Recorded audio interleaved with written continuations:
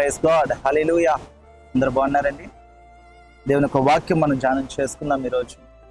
ప్రతి విషయంలో క్రీస్తు యొక్క కృపను మనం పొందుకోవాలి. ప్రతి సంగతి కూడా, ప్రతి విషయంలో క్రీస్తుకు మనం లెక్క చెప్పాలి. అలా లెక్క చెప్పేటప్పుడు పరలోక రాజ్యంలోకి మనం వెళ్తాము.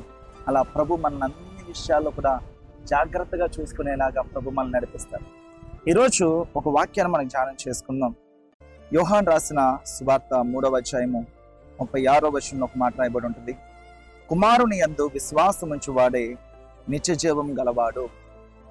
కుమారుని యందు విశ్వాసముంచువాడే నిత్య జీవం గలవాడు. ఏది నిత్య జీవము?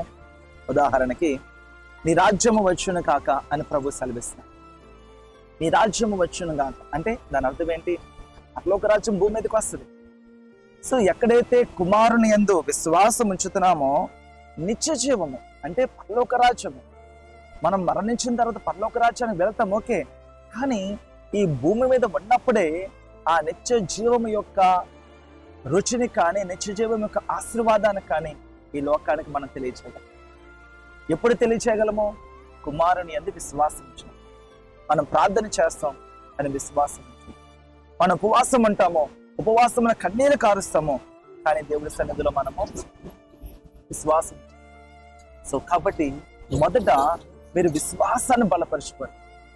మీరు విశ్వాసము కుమారుని అంటే యేసుక్రీస్తు ప్రభునందు విశ్వాసం బలపరుచుకోగలిగితే మనమందరం నిత్య జీవానికి వెళతాము. ఆ నిత్య జీవానికి వెళ్లే ముందు ఇహలోకంలో కూడా దేవుడి నామాన్ని మహిమకరంగా జీవించడానికి దేవుడు మనకు అవకాశం ఇస్తాడు. అట్టి కృప ఈరోజు వింటున్నా మీ అందరికీ కూడా. మీ విశ్వాసము అపవాది దొంగలించిన ప్రయత్నం చేస్తుంటారు.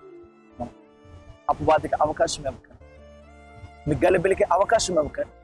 ప్రతి విషయమందు కృతజ్ఞతాస్తుతులు చెల్లిస్తూ కుమారుని యందు విశ్వాసం ఉంచు. యేసుక్రీస్తు ప్రభునందు విశ్వాసం ఉంచుతూ ఆయన వాక్యాన్ని మనం చదివినప్పుడు విశ్వాసంలో మనం ఉండగలము.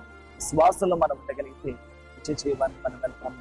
పరలోక రాజ్యానికి సరైన సిద్ధపాటు కలిగి మనం ఉండగలం. దేవుడు కొద్ది మాటలు దీవించిన గాక. ఈ మాటలు వింటున్న మీరందరూ కూడా పరలోక రాజ్యానికి సిద్ధంగా ఉండేట్టుగా మీ ఆశీర్వాదము నటి మీ యొక్క సిద్ధపాటు మీరు జాగ్రత్తగా చూసుకుంటారని హృదయపూర్వకంగా విశ్వసిస్తూ మీ అందరి కొరకు ప్రార్థన చేస్తూ ఈ మాటలు ముగిస్తాను. May God bless you all.